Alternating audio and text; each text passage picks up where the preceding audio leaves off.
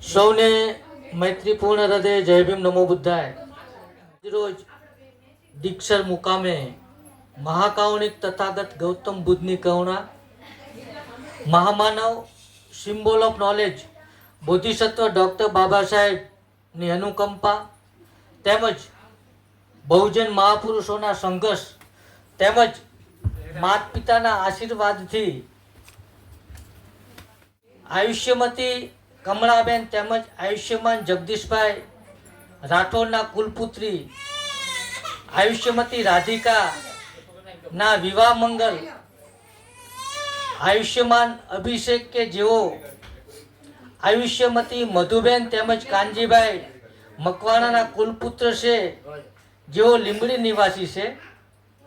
તો આવતીકાલે એમના વિવાહ મંગલ હોય.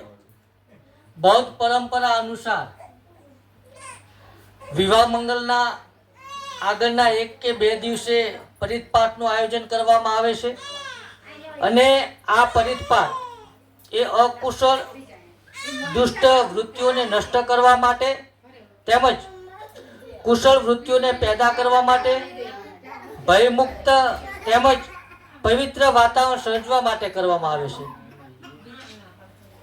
તો સૌપ્રથમ રાઠોડ પરિવારના તમામે તમામ સન્માન્ય વડીલો ને નમ્ર વિનંતી કે 15-20 મિનિટ થશે આપણી આ મહાકાવણિક તથાગત ગૌતમ બુદ્ધ એમના ચરણ કમળમાં પુષ્પ અર્પણ કર્યા.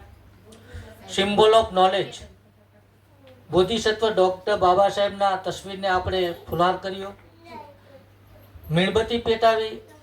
હવે આપ સૌને નમ્ર વિનંતી કે બંને હાથ જોડી નમો તત્સ ભગવતો અરહતો સમ્મા સંબુદ્ધસ્સ નમો તત્સ ભગવતો અરહતો સમ્મા સંબુદ્ધસ્સ નમો તત્સ ભગવતો અરહતો સમ્મા સંબુદ્ધસ્સ બુદ્ધં શરણં ગચ્છામિ ધમ્મં શરણં ગચ્છામિ સંઘં શરણં ગચ્છામિ દ્વિતીયમ્પિ બુદ્ધં શરણં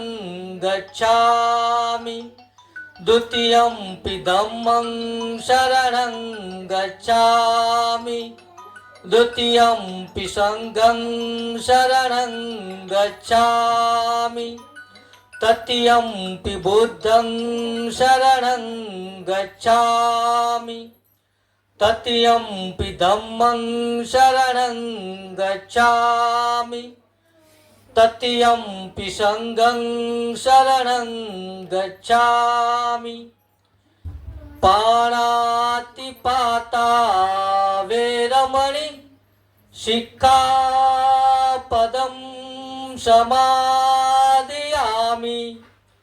અદિન્નદાના વેરમણિ સિક્ખાપદં સમાદિયામિ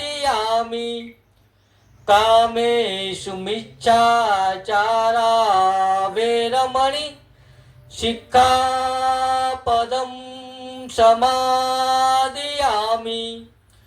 મૂષાવાદા વેરમણિ સિક્ખાપદં સમાદિયામિ શૂરામેરય મજ્જ પમાદઠાના વેરમણિ સિક્ખાપદં સમાદિયામિ સાધુ સાધુ સાધુ. સકારાત્મક પંચીલ પહેલા હું બોલું છું, આપ પછી મારી પાછળ બોલશો. મૈત્રીપૂર્ણ કર્મ કરીને હું મારા શરીરને શુદ્ધ કરું છું. મુક્ત હસ્તે દાન કરીને હું મારા શરીરને શુદ્ધ કરું છું. શાંતિ, સાદગી તથા સંતુષ્ટિનું પાલન કરીને હું મારા શરીરને શુદ્ધ કરું છું. સત્યતાપૂર્ણ સંવાદથી હું મારી વાણીને શુદ્ધ કરું છું. સ્મૃતિ સુસ્પષ્ટ અને પ્રદીપ્ત રાખીને હું મારા મનને શુદ્ધ કરું છું. સૌને જય ભીમ, નમો બુદ્ધાય. હવે આપ ખોલી શકો છો બંને આપ. તો અહીં આપણે પરિપાઠમાં ત્રિષણ પંચ લીધા. મહામાનવ બોધિસત્વ ડૉક્ટર બાબા સાહેબે 14મી ઓક્ટોબર 1956ના રોજ જે દિવસે ચક્રવર્તી મહાન સમ્રાટ અશોકે બૌદ્ધ ધર્મની દીક્ષા લીધી, એ દશેરાના દિવસે પોતાના ગુરુ ચંદ્રમણિ થેરો પાસેથી બૌદ્ધ ધર્મની દીક્ષા લઈ આશરે 5 લાખ કરતાં વધુ લોકોને બૌદ્ધ ધર્મની દીક્ષા આપી. અને કહી શકાય કે જગતમાં જેટલી પણ ક્રાંતિઓ થઈ એમાંની શ્રેષ્ઠ ક્રાંતિઓ કહી શકાય તો એમાંની એક આ ડૉક્ટર બાબા સાહેબે 5 લાખ કરતાં વધુ લોકોને જે બૌદ્ધ ધર્મની દીક્ષા આપી તે શ્રેષ્ઠ ક્રાંતિઓમાંની એક છે. કારણ કે ક્રાંતિ એટલે અમાનવીય વિચારસરણીને નેસ્ત નાબૂદ કરી માનવીય વિચારસરણીને પ્રસ્થાપિત કરવા માટે જે સંઘર્ષ થાય છે એને ક્રાંતિ કહેવાય. અને ક્રાંતિઓમાં હંમેશા લોહીની નદીઓ વહે છે. પરંતુ મહામાનવ સિમ્બોલ ઓફ નોલેજ ડૉક્ટર બાબા સાહેબે 5 લાખ લોકોને બૌદ્ધ ધર્મની દીક્ષા આપી. તો એમણે પોતાના જીવનકાળમાં જે સંઘર્ષ કરેલો શોષિતો, પીડિતો, વંચિતો માટે અને મહિલાઓ માટે એમણે જોયું કે આ દેશમાં હજારો વર્ષોથી શુદ્ર, અતિશુદ્ર અને મહિલાઓ ગુલામ છે. તો એ ગુલામીનું જો કોઈ એક કારણ હોય, જો કોઈ એક ધર્મ હોય તો એ હિન્દુ ધર્મ હતો. એટલે બાબા સાહેબને જોયું કે જે ધર્મમાં આપણે ગુલામ તરીકે રહીએ છીએ, પશુ તરીકે આપણને જે માનવામાં આવે છે, તો ગુલામીમાંથી મુક્તિ અપાવવા માટે એમણે આપણને બૌદ્ધ ધર્મ આપ્યો. કારણ કે બૌદ્ધ ધર્મમાં તથાગત ગૌતમ બુદ્ધ કહે છે કે તમે કોઈ વાત એટલા માટે ન સ્વીકારો કે પરંપરાથી ચાલી આવી છે. તમે કોઈ વાત એટલા માટે પણ ન સ્વીકારો, સમગ્ર માનવ જગત એને માને છે. તમે કોઈ વાત એટલા માટે પણ ન સ્વીકારો કે એને ઉપલા સ્તરથી માન્યતા મળેલી છે. તમે કોઈ વાત એટલા માટે પણ ન સ્વીકારો કે તમારો વડીલ, તમારો પૂજનીય, તમારો શાસ્ત્રા કે તમારો ગુરુ કહે છે. તમે કોઈ વાત એટલા માટે પણ ન સ્વીકારો કે ધર્મગ્રંથોમાં લખેલી છે. અને તમે કોઈ વાત એટલા માટે પણ ન સ્વીકારો.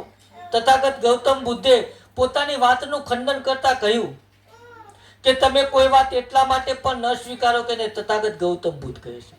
પરંતુ જ્યારે કોઈ વાત તમને જોવામાં, સાંભળવામાં કે અનુભવવામાં આવે તો આપણે આપણી બુદ્ધિની એરરની કસોટી પર ચકાસવાની છે. અને સત્ય સાબિત થતી હોય તેમજ વ્યક્તિગત પોતાને, પોતાના કુટુંબ પરિવારને અને સમગ્ર માનવ જગતને હિતકારક હોય તો જ સ્વીકારવાની વાત છે. સાથે સાથે ડૉક્ટર બાબા સાહેબે ધર્મ અંગેની વ્યાખ્યા કરતા કહેલું છે. કારણ કે જગતના જેટલા પણ ધર્મદાતાઓએ જગતને ધર્મ ભેટ આપેલો છે, એમાં કોઈ પણ ધર્મદાતાએ પોતાના ધર્મ પુસ્તકોમાં ધર્મ એટલે શું એની સ્પષ્ટ વ્યાખ્યા નથી કરી, અથવા તો જો કરી હોય તો જે તથાગત ગૌતમ બુદ્ધે કરેલી છે એ પ્રમાણે નથી કરેલી.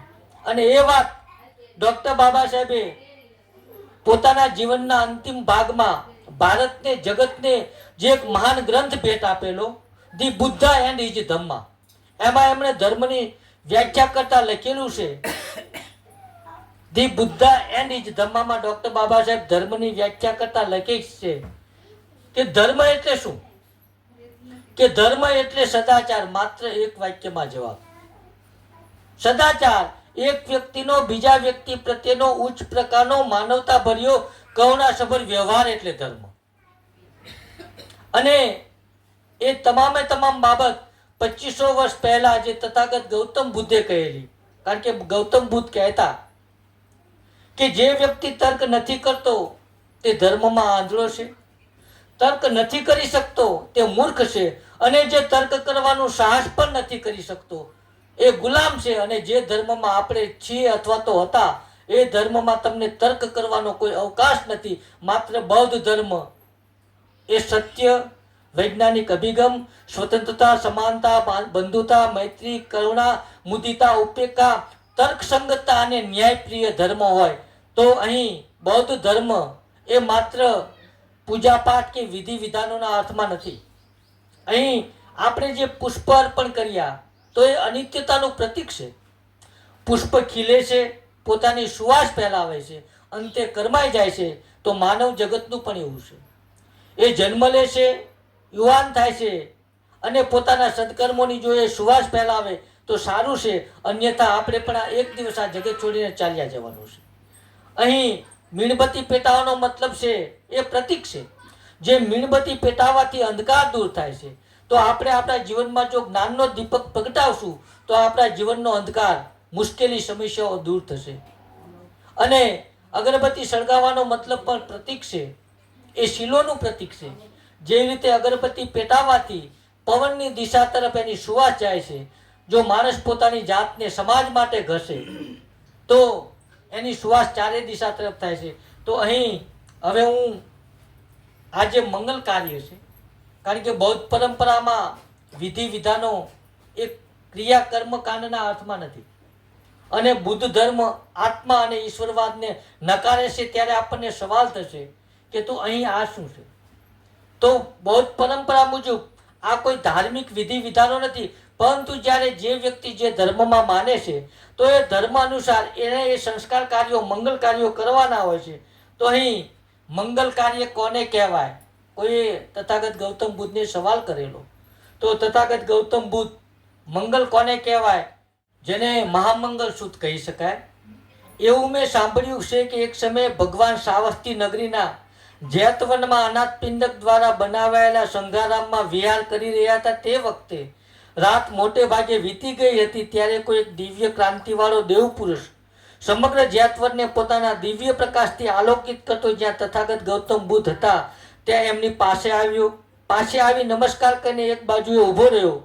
એક બાજુ ઊભા રહેલા તે દેવપુરુષે તથાગતને આ પ્રમાણે ગાથામાં કહ્યું કે કલ્યાણની ઈચ્છા કરતા અનેક દેવો અને મનુષ્યોએ મંગલ બાબતો પર ચિંતન કર્યું છે.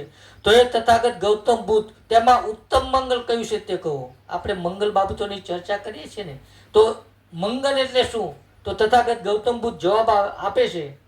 ભગવાન બુદ્ધે તેને કહ્યું કે મૂર્ખોના સહવાસથી દૂર રહેવું, શુગ્નજનોની સંગતિ કરવી અને પૂજ્યજનોની પૂજા કરવી, આ ઉત્તમ મંગલ છે. મૂર્ખોના સહવાસથી દૂર રહેવું, શુગ્નજન એટલે કે ગુણીજન, ડાયા માણસો હોય, કોઈ આદર્શ વ્યક્તિ હોય તો એની સંગતિ કરવી અને પૂજ્યજનોની પૂજા કરવી. તો અહીં પૂજાનો મતલબ ગુણોને ગ્રહણ કરવા એવો થાય છે. આદર્શ જે આપણા હતા મહાન પુરુષો, એમણે બતાવેલા માર્ગો ઉપર ચાલવું એને પૂજા કહી શકાય. પછી આગળ કહે છે કે અનુકૂળ પ્રદેશમાં વસવું, પુણ્યનો સંચય કરવો અને સન્માર્ગમાં મન દ્રઢ રાખવું, આ ઉત્તમ મંગલ છે. જ્યાં આપણું જીવન વ્યવસ્થિત જીવી શકે એ અનુકૂળ પ્રદેશ.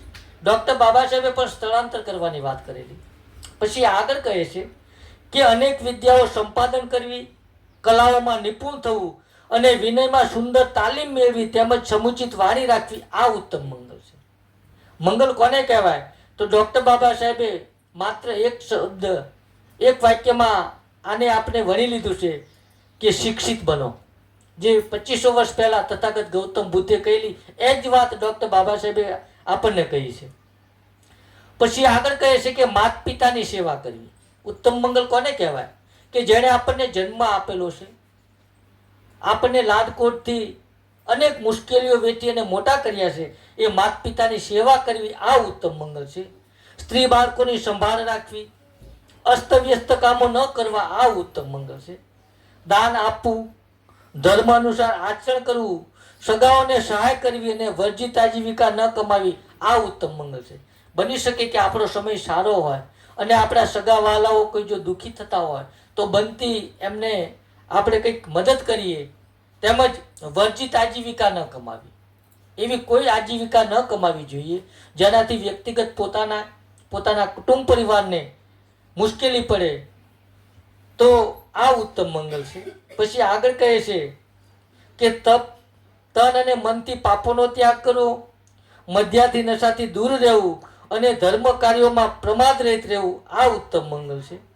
પછી આગળ કહે છે કે આદરભાવ કેળવવું, નમ્રતા રાખવી, સંતોષી બનવું, કૃતજ્ઞ થવું અને વખત સદ્ધર્મ શ્રવણ કરવું આ ઉત્તમ મંગલ છે. પછી તથાગત ગૌતમ બુદ્ધ કહે છે કે ક્ષમાશીલ બનવું. બની શકે જેની સાથે આપણે સંબંધ હોય એની કોઈ નાની મોટી ભૂલ થાય તો એમને માફ કરવા જોઈએ. મૈત્રીપૂર્ણ વચન બોલવા. એવો કોઈ વચન આપણે ન બોલવું જોઈએ જેનાથી કોઈના દિલને ઠેસ પહોંચે. શ્રવણોના દર્શન કરવા અને સમયાંતરે ધર્મ ચર્ચા કરવી આ ઉત્તમ મંગળ છે. તપ ધ્યાન સાધના કરવા.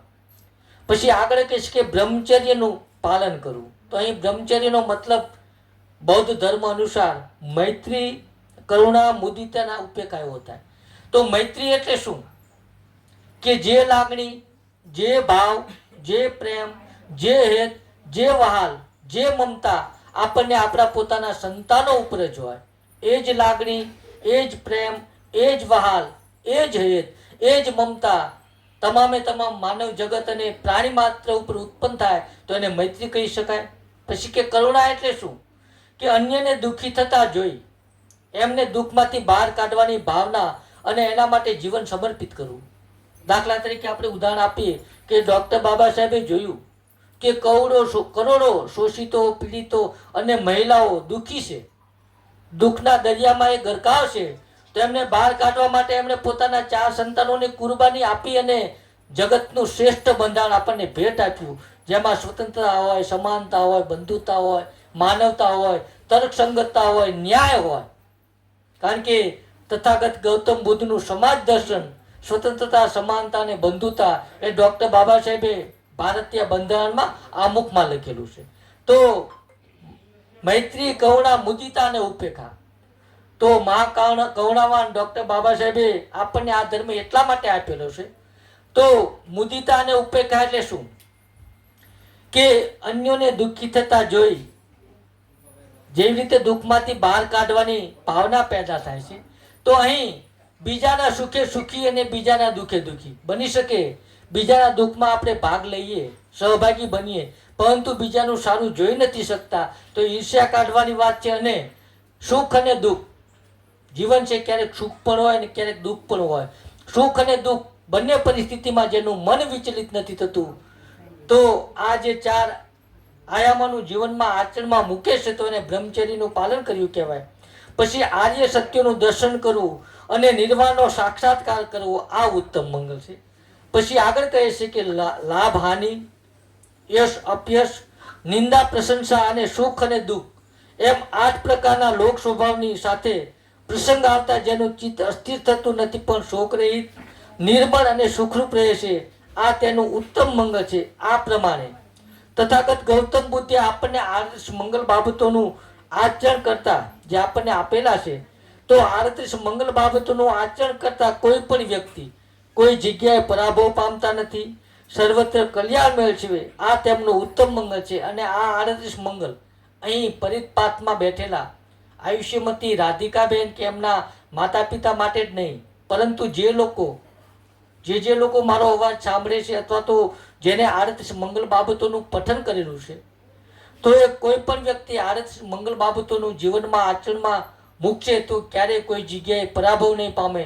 તો અહીં રાઠોડ પરિવારે પરિપાત માટે મને આમંત્રણ આપેલું, તો હું ચંદ્રપાલ બૌદ્ધ, કરુણામૂર્તિ બુદ્ધવિહાર, મોટા અંકેવાડિયા આપનો મૈત્રીપૂર્ણ હૃદય આભાર માની અને મારી વાતને વિરામ આપું છું. હવે કુટુંબીજનોને વિનંતી કે અહીં આયુષ્યમતી રાધિકાબેન જે પરિતપાઠમાં બેઠેલા છે, આવતીકાલે તેમના વિવાહ મંગળ થશે.